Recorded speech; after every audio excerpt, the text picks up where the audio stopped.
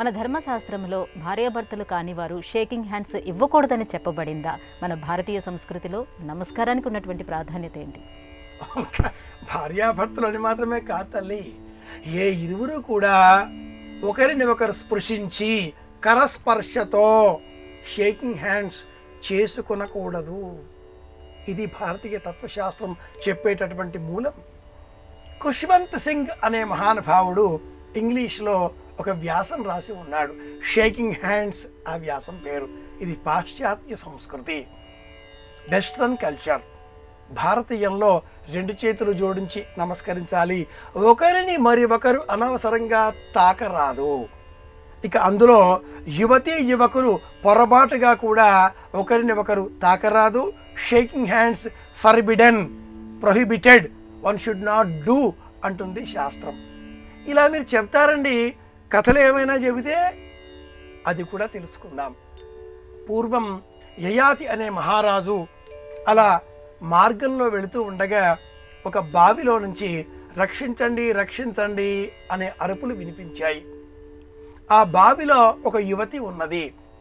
తన అంగవస్త్రాన్ని ఆ బావిలోనికి విసరి ఆ అమ్మాయి ఆ బావి నుంచి బయటికి వచ్చే నిమిత్తమై తన చెయ్యిని అందించాడు యయాతి చక్రవర్తి.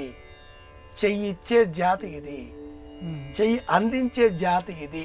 జాలి సరే, కానీ చెయ్యి ఇచ్చాడు. ఆ చెయ్యి పట్టుకున్న కారణం చేత ఆ యువతి పైకి వచ్చింది. నేను మీ ఇల్లాలిని అన్నది.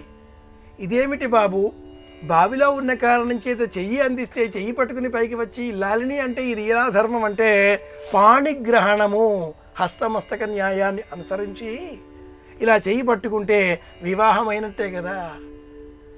సఖా సప్తపదా భవ సఖా యౌ సప్తపదా బభూవ.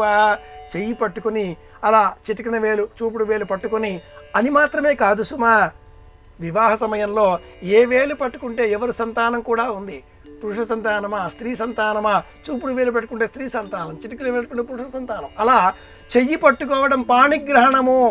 వివాహ పత్రిక పైన పాణిగ్రహణం ఉండదు. కాబట్టి ఒక వ్యక్తిని మరి ఒక వ్యక్తి అలా చేతితో తాకితే తాకిన ఆ వ్యక్తి మనసులో ఏ ఆలోచనలు ఉన్నవో మరి ఒక వ్యక్తి వెంటనే తెలుస్తుంది, ఖచ్చితంగా తెలుస్తుంది. అవతల వ్యక్తి ప్రేమతో స్పృశించాడా లేక ఇతర భావనలతో స్పృశించాడా. ఈ స్పర్శ సిద్ధాంతం అంతా కూడా కవి సమ్రాట్ విశ్వనాథ గారు తెరచిరాజు అనే నవల, అలాగే ఏకవీర అనే మరి ఒక రెండవ నవలలో కూడా వివరించి ఉన్నాడు. స్పర్శ సిద్ధాంతం విశ్లేషణాత్మకంగా వివరించిన సనాతన భారతీయం దర్శన శాస్త్రాలలో తర్కశాస్త్రం ఒకటి. దాన్నే వైశేషికం అంటూ ఉంటారు. ఆ వైశేషిక సూత్రాలలో షడ్విధ ద్రవ్య పదార్థాలలో 4వదిగా ఉండే క్రమంలో ఈ స్పర్శ అన్నదాన్ని కూడా సూచిస్తుంది. 17 వస్తువులలో వస్తు గుణాలలో 4వ స్పర్శ కనుక స్పర్శ కూడదు, పరిహరించాలి.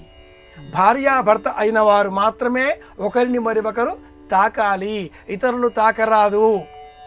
కుమారుడు స్పృశిస్తే వేరు, కూతురు స్పృశిస్తే వేరు, రక్త సంబంధంతో ఉన్నవారు స్పృశిస్తే వేరు అని కూడా మనకు వాసిష్ఠ రామాయణంలో రాముడికి వశిష్ఠుడు బోధించినట్లుగా చాలా విశ్లేషణాత్మకంగా ఉండే ఉదాహరణ ఉంది. ఏనై వాలింగతే కాంత తేనై వాలింగతే సుత అంటుంది ఆ పురాణ ప్రపంచ వాక్యం. ఒక వ్యక్తికి ఇల్లాలు ఒక పక్కన, కుమార్తె ఒక పక్కన చేరి ఉండగా ఇరువురిపైన 2 చేతులు వేసిన ఆ వ్యక్తి ఎవరు కుమార్తె ఎవరు ఇల్లాలు అన్న వివేకం తెలిస్తే అతడు మనిషి, వివేకం తెలవకుండా ప్రవర్తిస్తే అతడు మృగం. యావత్ అనే ఆ శ్లోకంలో మనఃకృతే కృతం రామ న శరీర కృతం కృతం ఏనై వాలింగతే కాంతా తేనై వాలింగతే. ఇంత సూక్ష్మమైనది కాబట్టే సనాతన భారతీయం సంస్కృతి పరంగా ఒకరిని ఒకరు అనవసరంగా తాకరాదు, నమస్కరించాలి. తెలుసుకుందాం, పాటిద్దాం, ప్రయోజనం సాధిద్దాం.